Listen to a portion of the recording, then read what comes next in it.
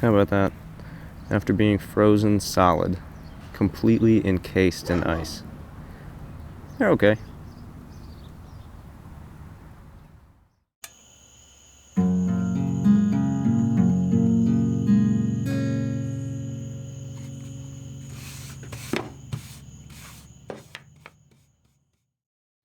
What's going on, everybody? Hope everyone's doing alright. The snow here is finally starting to melt, and I can finally get the shop door open.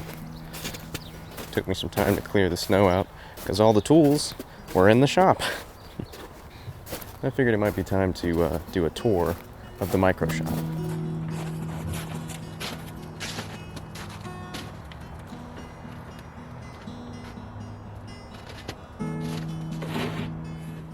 I haven't been in here in a little while since the ice storm started. Looks like the power's out. I'm gonna have to reset it.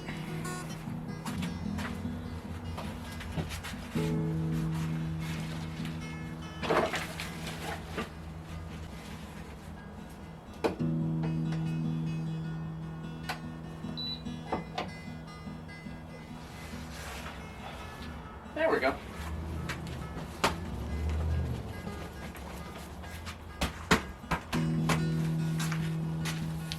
Okay, so not off to a great start. The power was out when we first came out, and it looks like there's been some pretty extensive water damage.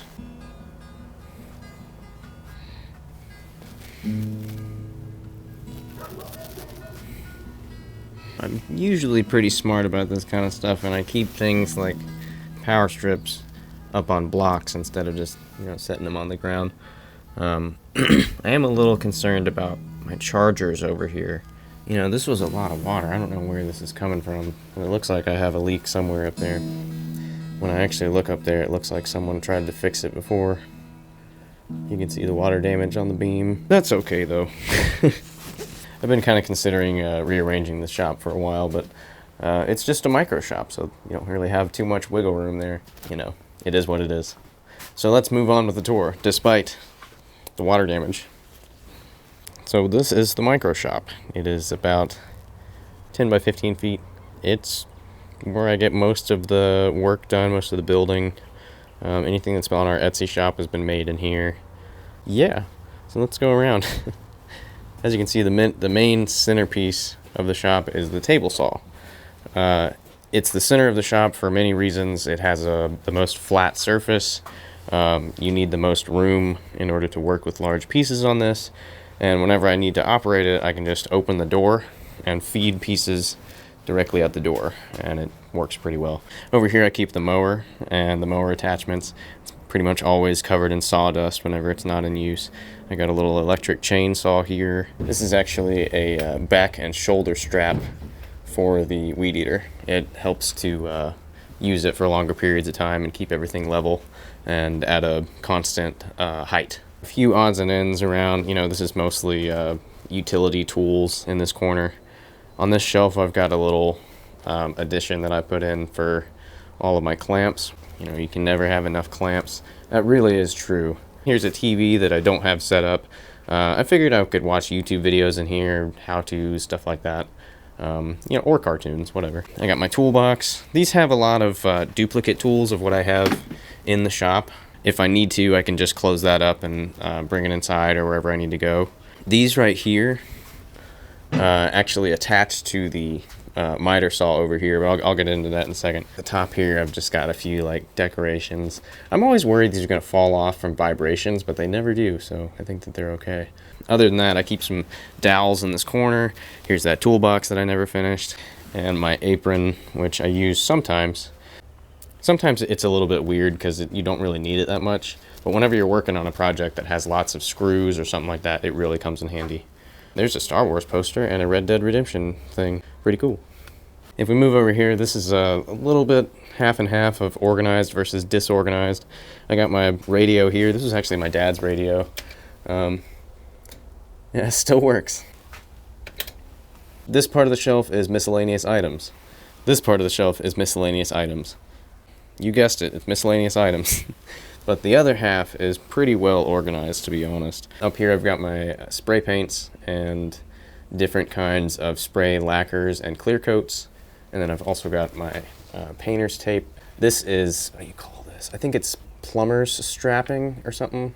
Moving down, I've got my my main stains that I use. I really like red oak, and we use ebony and gray sometimes. Here's just brushing lacquer that I use, a random light bulb. These are cardstock, if I need to cut something that needs to be the size of a cards that would fit in your wallet. Different things, paint thinner, linseed oil, lacquer thinner, I think that's mineral spirits at the end. And then my different glues that I need, pretty much based on usage. I almost never use the Titebond 1, but Titebond 2 I use all the time because it's like kind of a combination of Titebond 3 and 1. So Gorilla Glue don't really use that much, and this is pretty much empty. That's what I use for my patterns. I've had this one can for probably about 2 or 3 years now. Down here I have my screws and my little organization that I've done. These are my jars of screws that I have. This is 3-inch, 2-inch, 1 1/4, and 1/2 inch. And the 1/2 inch, as you can see, are the cheaper screws because they don't need to be strong. But the 3-inch are the premium wood screws. You got to get the good stuff if you want it to be strong. This is like key ring stuff, things to make tags and charms, things like that. I haven't really broken into it because I just got it a little while ago. This is my Jigsaw. This is an old machine. The thing gets the job done. Just some screwdrivers. Down on the bottom, it's pretty unorganized. It's basically some things that I've worked on over the years. That's like a wood lathe that kind of didn't turn out. There's like a table stand thing for a bedside table. Here's the stencil I use for the seeds.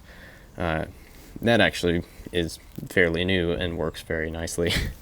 There's a grinder that I pretty much never use. I got that secondhand from Goodwill, so it was very cheap. Moving to the left side, we've got our Arthur Morgan. We've got our little dust brush. That specific brush I use after things have been sanded and I need to dust it off in order to put lacquer or paint onto it. So that's actually, I keep that dust brush pretty clean.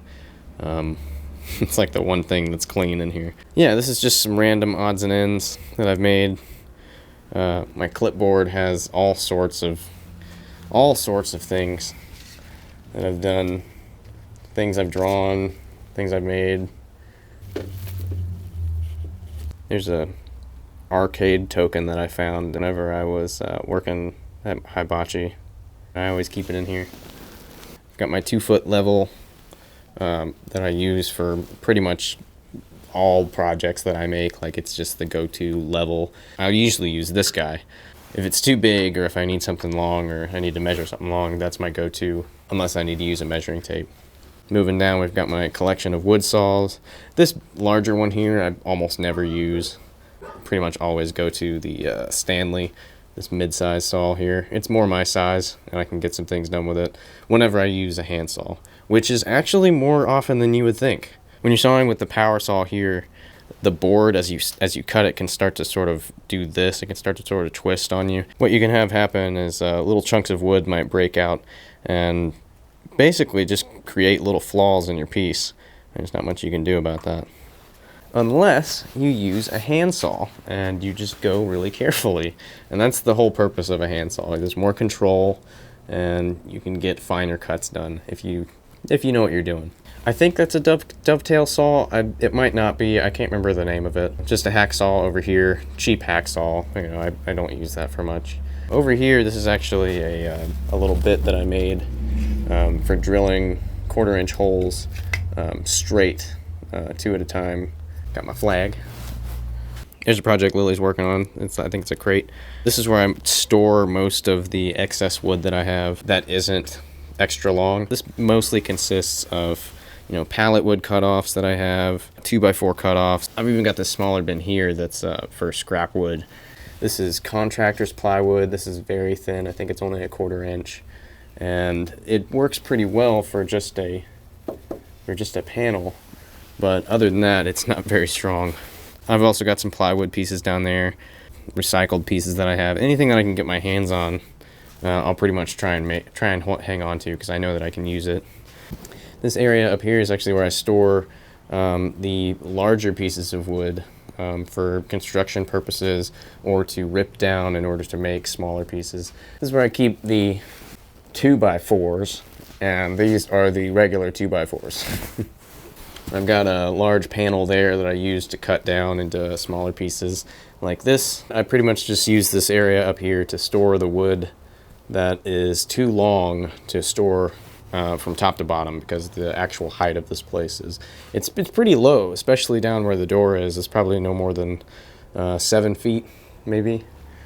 On the shelves where I keep the where the wood is on, sometimes I have a little bit of extra room, so I keep things like fencing, small bits of fencing, and chicken wire if I have it.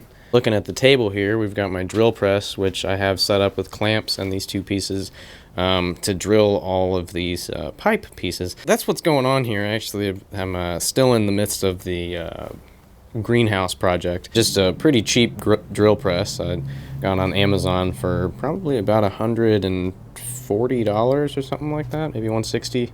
And then I just use cheap drill bits. Here's the router table. It's a Bosch router, so it's a pretty good router. I'm a little bit concerned that there's water damage in here, but I think it's okay. As you can see, everything is packed in as tight as it can be, because there's really just not much room to do much else. I've got my miter saw here, which is probably one of the main centerpieces in the shop. I use this all the time, which is why it's on this little wheelbase. You can pull it out, move it around, angle it in different ways.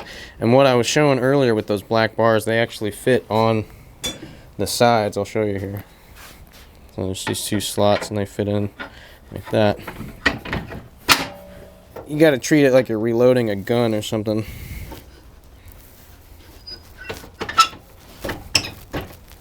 And that basically extends the table on the miter saw.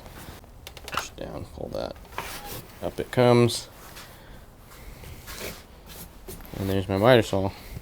Underneath, I've got a little shelf here that has some sandpaper, different levels of sandpaper. I've got my measuring tape. I've got a ruler.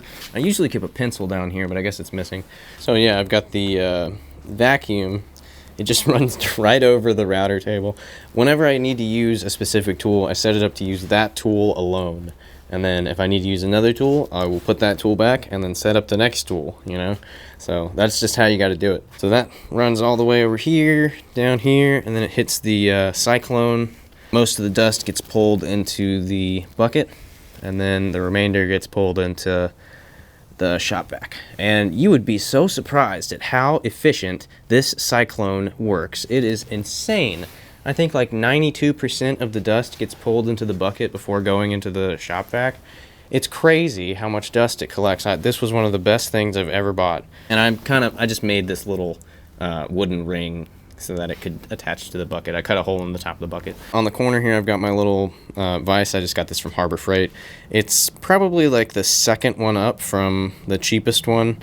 I just got some little wood blocks in there to soften the grip. It works great for anything I need to do. I usually don't need to do much outside of like put something in it to put a bend in it or fix something.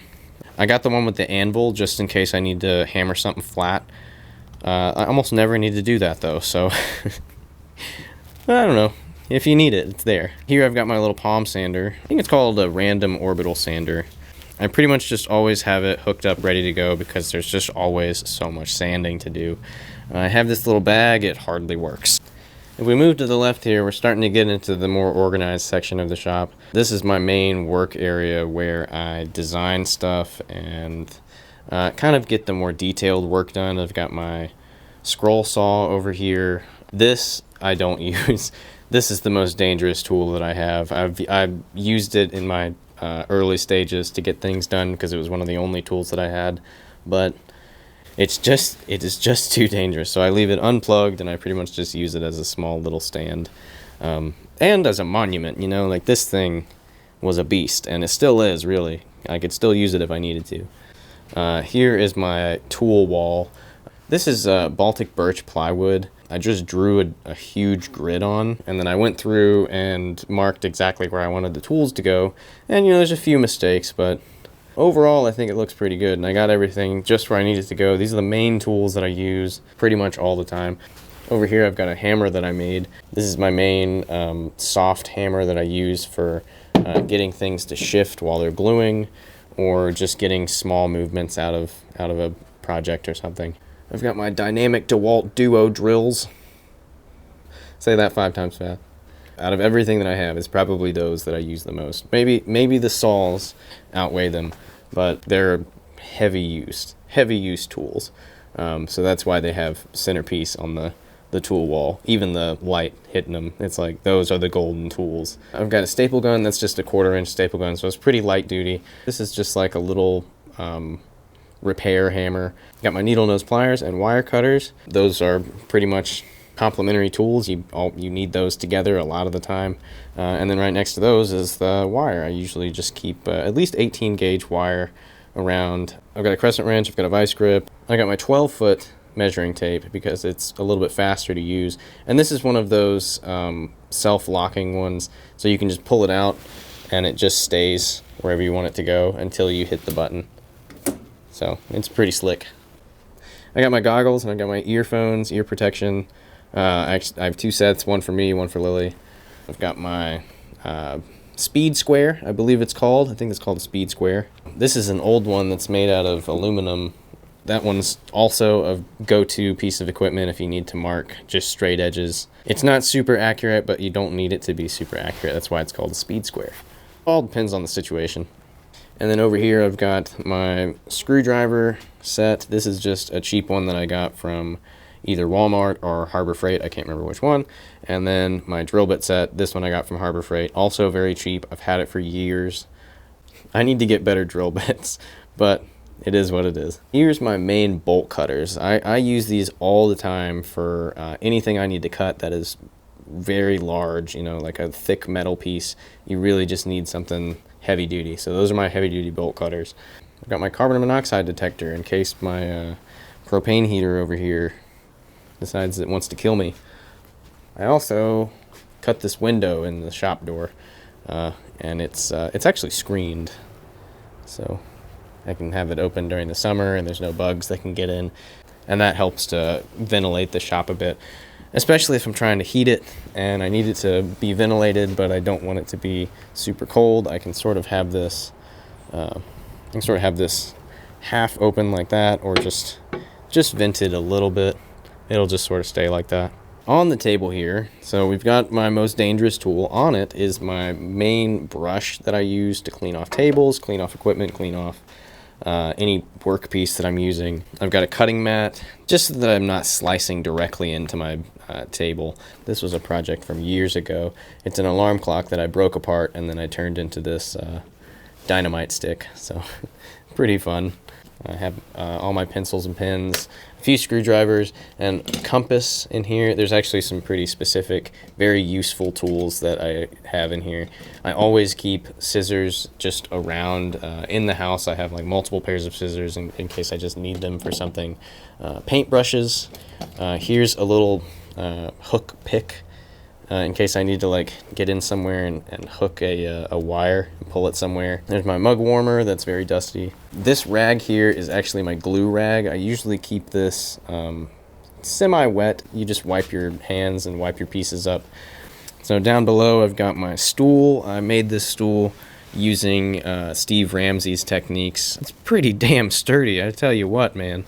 Here I've just got some pieces of bark that I was using as kindling whenever it got really cold in here. Here's a little wood stove that I have that I use sometimes, but I don't really have a lot of ventilation in here, so it's usually more viable to use my propane heater over here or just an electric heater whenever it's not that cold. But it's really warm today, so I don't have any of the heaters going. I also keep a small box fan here for use in the summer. I've taken the front off because it just works way worse with the front on it. Here's my main heating source in here whenever it gets extra cold. It's just a little propane heater. It just sits on top of the propane tank. I try to keep at least a few feet between it and everything around it, which is pretty difficult to do whenever you don't have much room. and working in the micro shop. It keeps everything pretty well heated in here, and it gets the job done pretty good. So I am very appreciative to have this thing. Some tools on the wall. I got my axe. I've got my pitchfork. Some more log pieces that I'm also worried are gonna fall off, but they never do. This is a pipe bender that I use for bending these little steel pipes out here. This whole area I'm kind of changing up as I go. A few like small things here, like some cup hooks, some extra water bottles that I keep on hand just to have water, you know, just in case anything happens. Here's just a spare piece of wood. I got my shovel and rake. So this weird little cup hook system is actually a drying rack that I've made for small trinkets, charms, keychains, things like that. It just helps them to be around the main heat source and dry them out a little faster. I think that's actually gonna do it. I think that's gonna do it for the shop tour. The sun's going down. We still got a lot of ice on the ground, but we're getting out of this weather.